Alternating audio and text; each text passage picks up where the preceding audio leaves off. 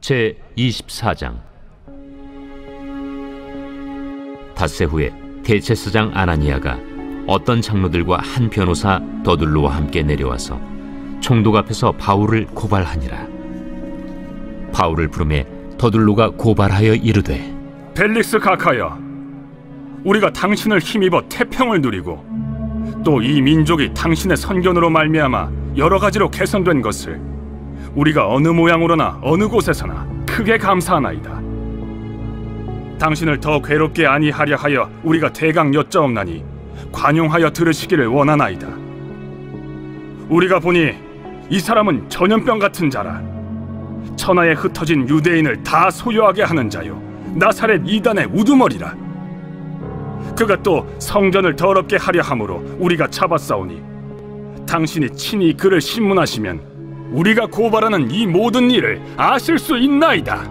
유대인들도 이에 참가하여 이 말이 옳다 주장하니라. 총독이 바울에게 머리로 표시하여 말하라 하니 그가 대답하되, 당신이 여러 해 전부터 이 민족의 재판장 된 것을 내가 알고 내 사건에 대하여 기꺼이 변명하나이다.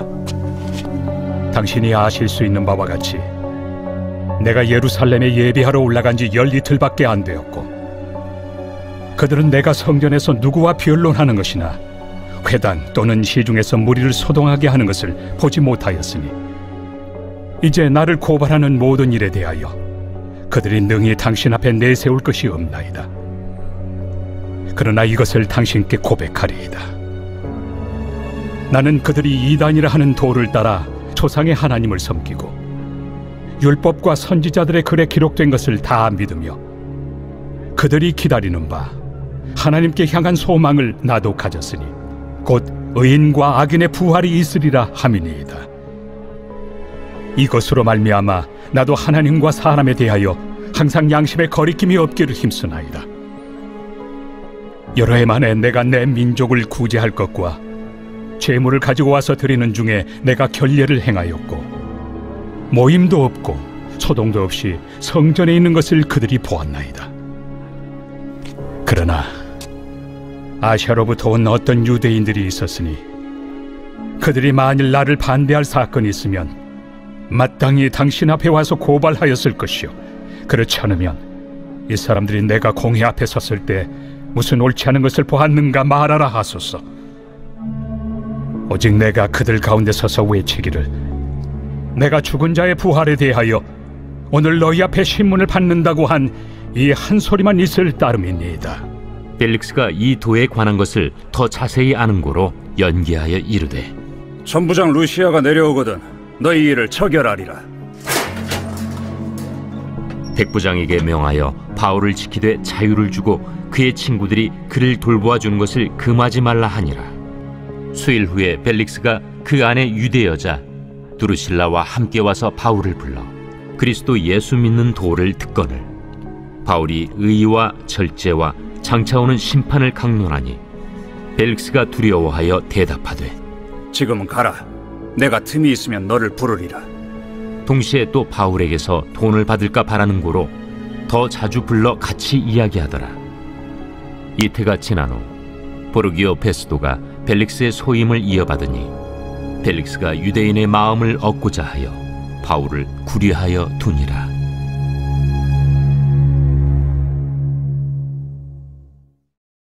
오늘 사도행전 24장 말씀 함께 살펴보도록 하겠습니다. 사도행전은 교회 탄생과 교회 확장, 복음의 확장을 보여주고 있습니다. 이 일에 성령님이 주체가 되시기 때문에 사도행전은 성령행전이라고 불려지기도 합니다. 오순절날 성령이 강림하심으로 예루살렘 교회가 탄생하게 되었고, 예루살렘 교회가 핍박을 당함으로 믿는 자들이 온 유대와 사마리아에 흩어져 복음을 전하기 시작하였습니다.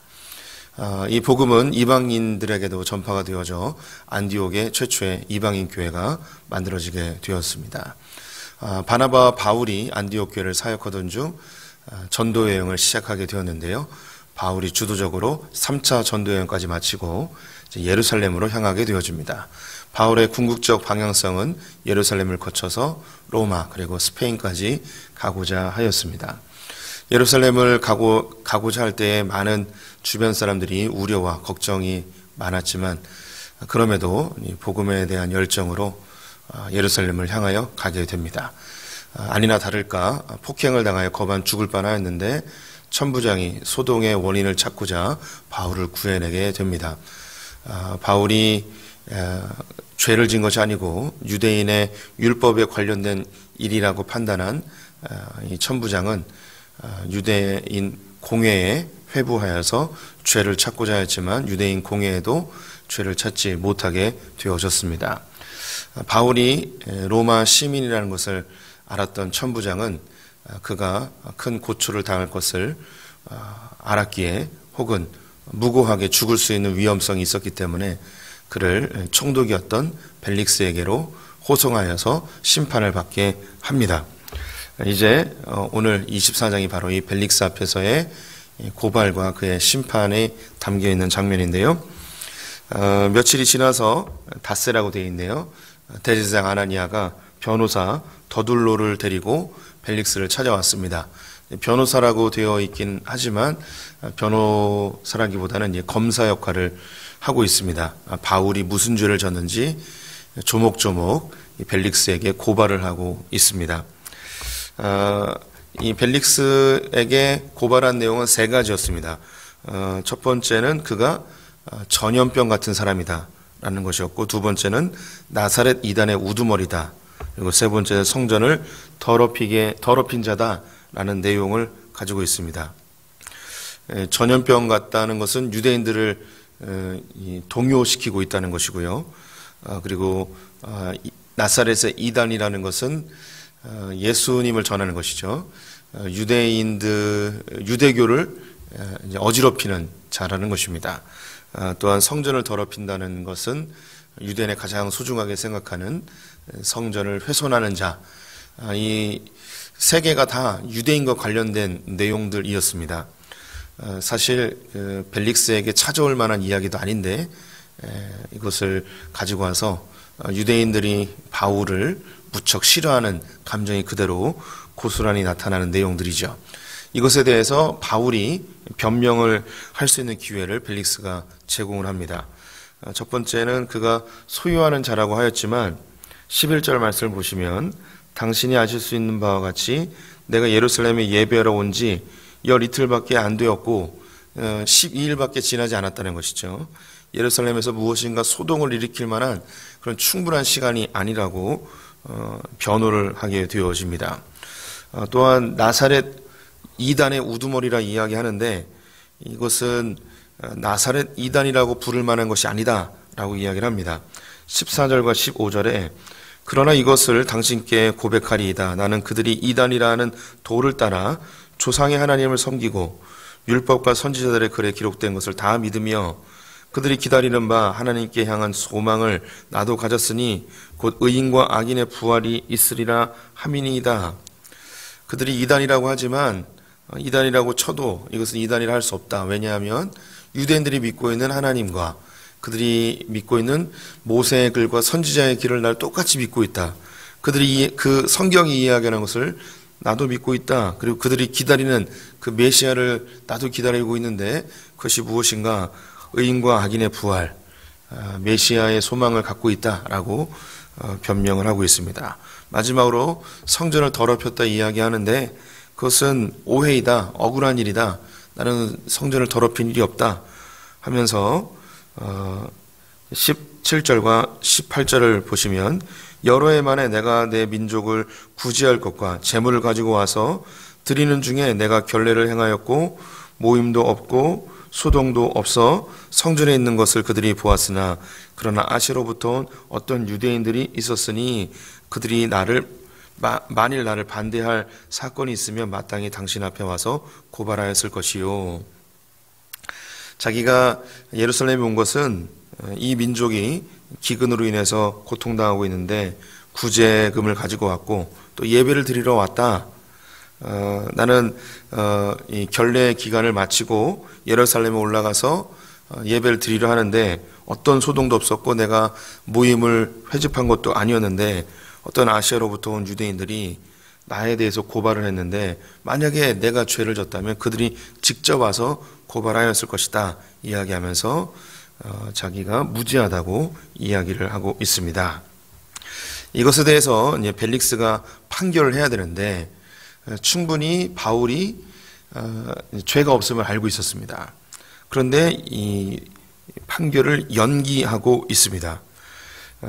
그가 무죄하다는 것을 알 수 있었던 것은 이미 이 천부장 루스도가 이미 이야기를 했어요. 그것이 23장 29절에 있습니다. 제가 읽어보겠습니다. 고발하는 것이 그들의 율법 문제에 관한 것뿐이요 한 가지도 죽이거나 결박할 사유가 없음을 발견하였나이다. 이 천부장 루시아가 이 바울이 율법과 관련된 일이지 그 어떤 것도 죄 지은 것이 없다고 이미 이야기했습니다. 그래서 벨릭스도 알고 있었어요. 그리고 또한 이 공회에서 바울을 한번 신문하였는데 거기서도 죄를 발견하지 못했다는 것을 알고 있습니다. 그리고 지금 변호사 더둘로가 와서 세 가지의 이야기를 했지만 이것도 로마의 법과 관련된 것이 아님을 이미 벨릭스는 알고 있었습니다. 그런데 이야기 어떤 판결도 하지 아니하고 이것을 연기하게 되어지는데요. 무려 2년 동안 연기를 하게 됩니다. 2년 동안 연기한 이유가 오늘 누가가 사도행전에 기록을 하고 있는데요. 26절을 보시면 동시에 또 바울에게 돈을 받을까 바라는 거로 더 자주 불러 같이 이야기하더라. 이 판결을 연기한 첫 번째 이유는 바울이 유명한 사람이라는 걸 알고 있었습니다. 영향력 있는 사람이라는 것을 알고 있었기 때문에 바울을 계속 가둬두면 누군가가 와서 돈을 좀 지불하고 이 바울을 제발 풀어달라고 청원할 것을 예상하고 있었습니다. 그래서 돈을 받을 수 있을까 해서 여기서 이 바울을 더 가둬두고 있는 것이죠. 두 번째 이유가 27절에 있는데요. 이태가 지난 후 보르기오 베스토가 벨릭스의 소임을 이어받았으니 벨릭스가 유대인의 마음을 얻고자 하여 바울을 구류하여 두니라. 바울을 2년 동안 가둬둔 두 번째 이유는 유대인들의 마음을 얻고자 하였습니다. 지금 예루살렘은 폭동이 일어나기 바로 직전입니다. 굉장히 안 좋은 상태예요. 근데 여기 변호사 더둘로가 이 벨릭스에게 와서 바울을 고발하면서 벨릭스를 칭찬하는 장면이 있거든요. 3절을 다시 보시면 벨릭스 각하여 우리가 당신을 힘입어 태평을 누리고 또 이 민족이 당신의 선견으로 말미암아 여러 가지로 개선된 일을 우리가 어느 모양이로나 어느 곳에서나 크게 감사하나이다. 보통 재판정에서 친애하는 재판장님 하며 또 임금님에 대해서 칭찬을 하면서 자신이 이야기하고자 하는 것을 풀어나가는 것이 고대의 요즘도 그러한 형식입니다. 아주 전형적인 형식이죠. 그런데 이 벨릭스가 예루살렘을 통치하고 있을 때는 무척 어려운 때였습니다. 한 가지 중요한 사건이 바로 기근입니다. 엄청난 그 굶주림으로 예루살렘은 폭동 직전에 있었습니다. 예루살렘 사람들이 바울을 보고 이렇게 흥분했던 중요한 이유 중에 하나가 그들의 마음속에 이 분노가 점점 차올라 있었기 때문이죠. 그래서 이 모든 유대인의 이 분노의 마음을 이 바울을 구류해 둠으로 좀 그 마음을 얻고자 했던 게 이 벨릭스의 의도였습니다. 2년이나 갇혀 있었던 것이죠. 억울하게 2년 동안 바울이 갇혀 있는 이 상태에서 예루살렘 교회 그리고 아시아에 있는 수많은 바울이 개척했던 교회들 그리고 바울의 전도팀들 당연히 기도했겠죠. 하나님 바울 선생님을 제발 풀어주십시오. 하나님의 나라와 전도를 위해서 교회 개척을 위해서 바울이 정말 필요합니다. 제발 풀어주세요. 이런 기도를 했을 것입니다. 어떤 분들은 금식으로도 기도했을 것이고 바울이 나오기 전까지 나는 그 식사를 하지 않겠다 결단하는 사람도 있었을 것이고 아침마다 금식 혹은 내가 저녁마다 금식하겠다 이런 결단을 하고 하나님 앞에 기도하는 분들도 있었을 것입니다. 그런데 그 기도하는 사람들의 소망과는 전혀 관계없이 바울이 무려 2년 동안이나 감옥에 갇혀 있게 됩니다. 그것도 너무나 억울하게 만약에 우리 성도님들의 가족 중에 한 명이 억울하게 감옥에 갇혀 있다면 얼마나 마음이 아프고 고통스럽겠습니까? 또한 하나님에 대한 원망도 있겠죠. 하나님 왜 이렇게 그냥 놔두십니까? 아무 죄 없는 거 아실 텐데 하나님의 도구인데 왜 이런 일을 하십니까? 이렇게 우리가 하나님 앞에 원망도 할 수 있을 것 같습니다. 감옥에 갇힌 일이 아니더라도 우리 성도님들의 삶에 내가 소원하고 하나님 앞에 이건 정말 중요한 일이고 내가 하나님 앞에 헌신되게 살아왔는데 어떤 일이 풀리지 아니하고 더 고통스럽게 막 2년 혹은 그보다 더 길게 아주 지루한 기도의 세월들을 보내야 되는 그런 때도 있을 수 있습니다. 우리가 볼 때는 하나님이 일하시지 않는 것 같고 또 하나님이 우리를 돌보시지 않는 것 같은 그런 고통을 경험할 때도 있을 수 있습니다. 그런데 이런 그 2년의 세월 동안 하나님은 여전히 일을 하고 계십니다. 하나님은 하나님의 시간표대로 바울을 활용해 나가고 있습니다. 바울이 2년 동안 감옥에 갇히면서 하였던 아주 중요한 한 가지 일이 있는데 그것이 뭐냐면 로마의 중요한 지도자들에게 복음을 전한 일입니다. 바울이 오늘 이 벨릭스에게도 복음을 전하였는데요. 뿐만 아니라 벨릭스의 아내에게도 복음을 전하게 됩니다. 24절에 보시면 수일 후에 벨릭스가 그의 아내 유대 여자 두루실라와 함께 와서 바울을 불러 그리스도 예수 믿는 도를 듣거늘. 여기 26절에도 돈을 받을까 바라는 거로 더 자주 불러 같이 이야기하더라. 이렇게 기록이 되어 있습니다. 벨릭스가 2년 동안 바울을 가둬놓으면서 그냥 가둬놓은 것만이 아니었고 자주 불러서 이 바울로부터 예수 그리스도 나사렛 그 이단이라고 불리는 그 도에 대하여 예수 그리스도 부활하신 분 그분에 대한 이야기를 계속해서 듣게 되어집니다. 이 두루실라라는 여자는요 헤롯의 손녀입니다. 헤롯 아그리빠의 딸이기도 하고요. 너무나 그 미모가 출중해서 원래 남편이 있었는데 이 벨릭스 총독이 이 여자에게 반해가지고 남편을 쫓아내버리고 이 여자를 세 번째 아내로 얻었다고 합니다. 이 여자도 이제 이 벨릭스의 아내로 이 로마의 중요한 귀부인이죠. 복음을 계속 듣는 거예요. 벨릭스도 이 복음을 계속 듣게 되어집니다. 그 뒤에 베스도도 이제 뒤에 이제 보시게 될 텐데 바울로부터 또 복음을 듣게 되어지고 또 로마로 가서 로마의 관리들도 듣게 되어지고 또 성경에 나와 있지 않지만 그는 가는 곳마다 복음을 전하기 때문에 간수들이나 죄수들이나 그 안에서 계속해서 하나님의 복음을 전하였을 것입니다. 무엇보다도 로마의 중요한 관리들, 이 지도층들이 복음을 듣는 아주 중요한 통로가 되어지죠. 또 하나님께서 2년 동안이나 이 바울을 감옥에 가둬 놓으셨는데 하나님의 또 다른 계획이 있었는데 그것이 뭐냐면 재판이 연기되어지면서 로마로 압송되어져 로마에서 재판을 받게 되어지는 일이 발생하게 되어지죠. 바울이 그토록 원했던 로마로 가고자 하는 그 소망이 이루어지는 통로가 되어졌습니다. 2년이라는 세월 결코 짧지 않죠. 함께 동역했던 누가를 비롯한 많은 전도팀들은 바울이 나오기만은 그냥 무작정 기다려야 했습니다. 예루살렘의 지도자들 또 많은 교회의 성도들이 바울을 위해서 기도했는데 아무런 일도 벌어지지 않았지만 하나님은 그 가운데 놀라운 일들을 해나가고 계셨습니다. 하나님은 살아계십니다.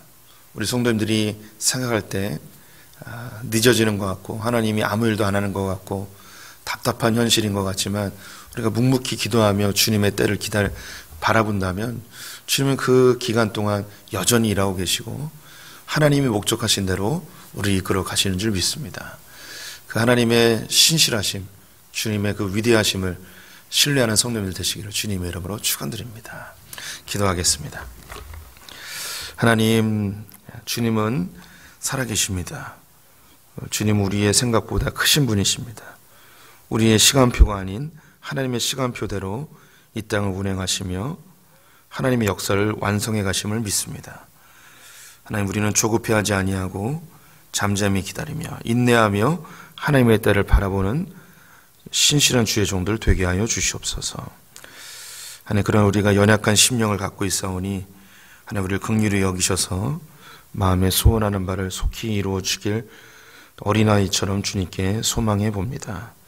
새벽을 깨운 성도님들의 삶에 주의 긍휼을, 주의 은총을 허락하여 주시옵소서. 오늘 하루를 주님께 의탁드리며 예수님의 이름으로 기도드렸습니다. 아멘.